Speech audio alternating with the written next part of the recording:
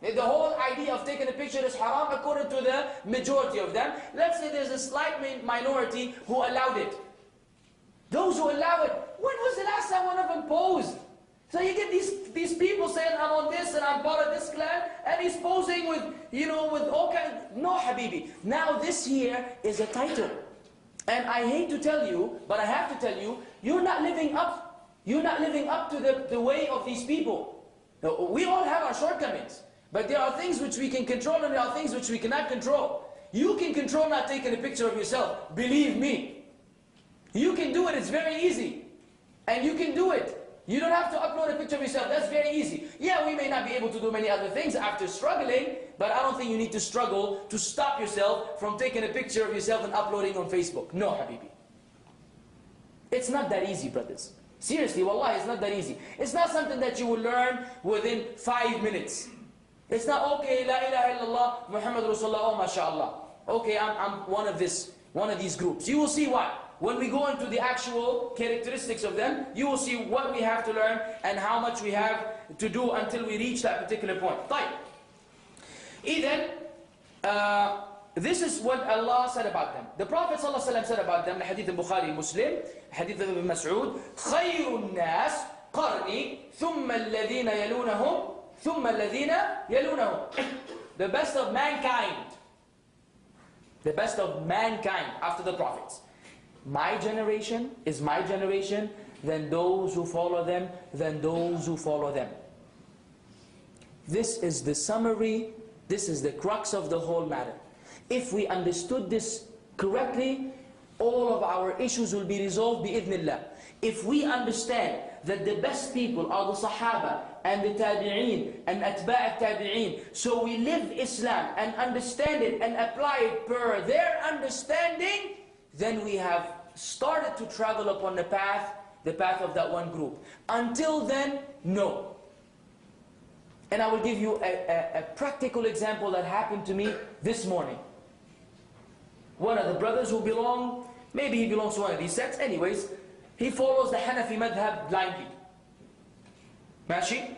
We're not saying that those who follow the Hanafi madhab are not part of this path, but that's a sign of danger. He comes to the masjid every morning, and he prays 4 rak'at. So, as I told you before, the masjid is the place for amr bil ma'ruf wa nahy al munkar. You don't be quiet, you have to speak. Said, Ya akhi, barakallah fiqh, I noticed that you pray 4 rak'at. You don't assume, just so you won't wrong him, what are you praying? I know what he's praying. I know he's praying Tahiyyat al-Masjid, then the Sunnah of Fajr. But I don't say that because I may be wrong. He said, no, that's not what I'm doing.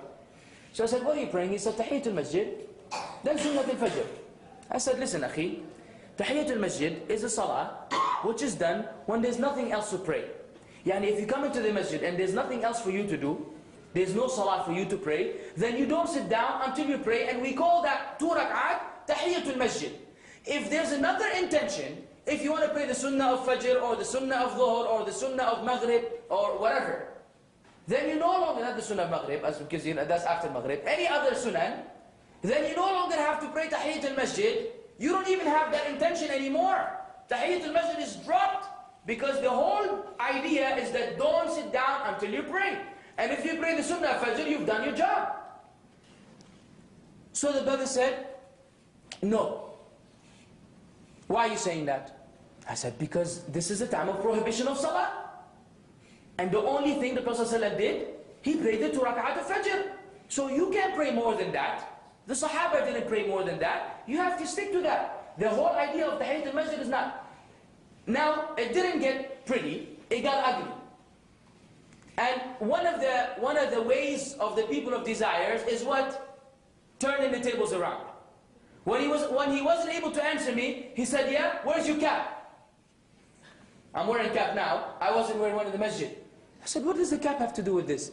He said, you saying sunnah, what sunnah you telling me not to do? Where's your cap? Isn't the cap sunnah? I said, listen, akhi, we don't want to now shift the issue. Because we can shift it and I can prove to you that it is not a sunnah.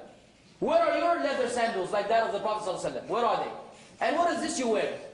Why aren't you wearing like the Messenger of Allah? Did he wear a white coat like this with these buttons? Now he wasn't able to answer. Then he said, of course, when we reached this dead end, he said, leave me alone. Now listen, I'm just trying to teach you something. He came this morning He prayed 6 rak'at. Allah al-Azim, wallahi. I'm sitting there like, man, this brother, man, really wants to start trouble with me, akhi, you know. I don't know what's up with these people, man, but anyways, that's life. 6 rak'at. I wonder where the other 2 came from, but I was going to be quiet. I said, you know what, it's going to cause fitna in the masjid, because sometimes if forbidding the evil will create more evil, you zip it. As soon as he finished, he spoke to me. Salam alaikum, alaikum salam. I try to be nice. Barakallah feek, good to see you again. He said, you told me yesterday about Tahiyyat al-Masjid. Said, yes. And he made me explain to him the whole thing again. He said, yeah. He pulled out a piece of paper from his pocket. He said, this hadith in Bukhari Sharif. Bukhari Sharif. Beautiful. Bukhari, no problem with me. He said, the hadith says that between every, and he wrote it in Arabic, with the tashkeel, with the fatha, dhamma, kasra. 2 narrations. He said, the hadith says, between every adhan and iqama, there are 2 rak'at. I said, okay. He said, so, what's wrong with, why are you stopping me? The hadith says that I can pray 2 rak'at between adhan and iqama. I said, ya akhi, what does that have to do with our issue? Tayyib, no problem, between every adhan and iqama, you can pray 2 rak'at. He said, so I'm praying Tahiyyat al-Masjid. Meaning the hadith says you can pray. It doesn't say rak'at, actually it says pray. There's a prayer. He said, that means I can pray. I said, Habibi, you cannot bring one hadith from Bukhari without looking into other textual evidences and apply it according to your understanding. This is not the way of the people of that one path, by the way. You cannot just read a hadith of Bukhari and say, khalas, brother. I said, this is aam, this is general. And you must look into other specifying narrations. A hadith khasa, tukhassis hadha hadith. We went back and forth, dead end. Then I remember, by Allah's grace, these new technology, which I hope that you use it for da'wah and not for entertainment. The whole Islamic library is here. And I have books of Hanafi fiqh. Hanafi fiqh. I went into the book of the Ahnaf, into the book of fiqh al-ibadat, for some person called Hajj something al-Hanbali or Hanbali, something along these lines. And I put Rak'atay al-Fajr. And it says, among the times when it is disliked to pray, and they quoted Fajr, and there's a hadith from the Prophet ﷺ says, La salah, there's no salah after the time of Fajr except Rak'atay al-Fajr. And he was like dumbfounded, like, I said, Akhi, see here, it says, Al-Fiqh al-Hanafi. I know he's a Hanafi. Al-Fiqh al-Hanafi. This is your scholars, and this is the hadith of the Prophet ﷺ telling you, don't pray anything after Fajr comes in except the 2 rak'ah of Fajr. And the conversation ended. What is the point? The point is that the people who go on that path don't use this methodology. I don't go searching for one hadith in Bukhari, Muslim, and say, no, I will apply it in this fashion according to my desires because I understand. No. How did the Sahaba understand it? And what did the Prophet ﷺ really say? And are there other narrations which further explain it? After we get all this investigation out of the way, and we have clarity upon the Sunnah, then and only then I act upon the Sunnah. I don't follow desires. You see the difference? This is the quality of the people of that path. They must refer to the khayrun nas, to the best of generations. The best of people, they must, because they understood these narrations, they conveyed them to us. If the Sahaba never prayed more than 2 rak'at between the adhan of Fajr and the iqamah, then you don't pray any more than that. Because you're not better than them, and you sure don't understand the deen better than they did. Clear? Beautiful. That was, alhamdulillah, Allah decrees that these things happen before the lectures, so they can be integrated with the event, so you won't think I'm crazy. طيب, their characteristics. What are the characteristics of Ahl al-Sunnah wal-Jama'ah, al-Firqa al-Najiyah, wa-Ta'ifa al-Mansura, Atba'u al-Salaf al-Salih, Ahl al-Hadith, the people of Hadith. And I'm not naming groups. I'm speaking about their way. The people of Hadith are those who follow the Hadith of the Prophet ﷺ before anything and anyone. We will see further, inshallah ta'ala. The first characteristic is that they hate sectarianism. They hate division. They hate that the Muslims are not united under one slogan of the correct understanding of La ilaha illallah Muhammadun Rasulullah sallallahu alaihi wasallam. They don't like it. And the reason why they don't like it, because Allah doesn't like it. And the way of the people of that one path is that anything which Allah loves, they love, and anything which Allah hates, they hate. And Allah said in the Quran, وَلَا تَكُونُوا كَالَّذِينَ تَفَرَّقُوا وَاخْتَلَفُوا مِنْ بَعْدِ مَا جَاءَهُمُ الْبَيِّنَاتِ وَأُولَٰئِكَ لَهُمْ عَذَابٌ عَظِيمٌ. And do not be like those who تَفَرَّقُوا, they divided. وَاخْتَلَفُوا, then they differed. After the clear proofs came to them. After the clear proofs came to them, and for those there's a great punishment. Don't be like them. Don't divide. Don't separate. Don't differ amongst each other after the truth has come to you. Once the truth comes, all of you must unite upon it.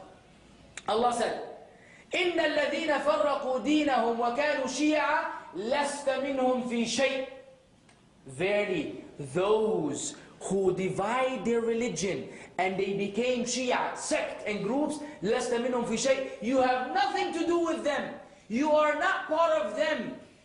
This is Allah telling the Prophet ﷺ, you have nothing to do with these people. Fi shay, in anything. You have absolutely nothing to do with them. Who? Those who divide their groups and they became Shia. In the other ayah, كُلُّ حِزْبٍ بِمَا لَدَيْهِمْ فَرِحُونَ. Every group happy and content with what they have. This is our book. This is our tariqah. This is our way of da'wah. This is the name of our organization. These are the names of blah blah blah. Khalas. Anything outside this is wrong. Shaykh al-Islam ibn Taymiyyah rahimahullah said in commenting on this ayah, said in commenting in his book Al-Fatawa, anyone who puts up an individual, regardless of who this individual is, if you take him up as the ultimate person, like in the Ahnaf, Al-Imam Al-A'zam, Imam Abu Hanifa, then you love people, or you have enmity against them, depending on this person. Per this person, then he is among those whom Allah said about فَرَّقُوا دِينَهُمْ وَكَانُوا شِيَعًا. He's among those who have divided their religion and they became sects. If you take one individual and your enmity and love with the Muslims is based on him, whatever he says, whatever he does, only, no one else. And he said, as for those who have fiqh, for the men who have fiqh and learn the deen from the people of knowledge, then it is not right for them to set up their scholars, or to set up an individual, and then they make them the standard on which they affiliate with people, or they boycott them. This is also part of dividing the deen. So we're not attached to fulan, sheikh, one sheikh. Like you find the people of the tasawwuf and others, they have one sheikh. And his sheikh took it from another, tariqah, and from another sheikh, it's like inheritance. No, Ahl Sunnah wal Jama'ah, we have ulama. And we're not confined to the living ones. We go all the way back to the first ones. From the Sahaba, Tabi'een, Atba'u Tabi'een, then the ulama of the Ummah for the four madahib, and Bukhari, Muslim, Tirmidhi, and so on and so forth. We're not confined to an individual where our whole religion is based on him. They don't like sectarianism. And the hadith of Hudayfa, the famous hadith of Hudayfa, he said that people used to ask the Messenger of Allah about good. And I used to ask him about evil, because I was afraid that I would come across it. So he asked him, will there be good after this evil? Then he said, will there be an evil after this good? And so on and so forth. Until he made it to the hadith where he said, will there be any evil after the goodness which the Prophet ﷺ spoke about? He said, Na'am. Du'atun ala abwabi jahannam man ajabahum ilayha qadhafuhu fiha. Prophet ﷺ told them about the things that will happen in this ummah. They will be du'at, people, propagators, standing at the doorsteps of Jahannam. Whoever responds to them, they will toss them and cast them in Jahannam.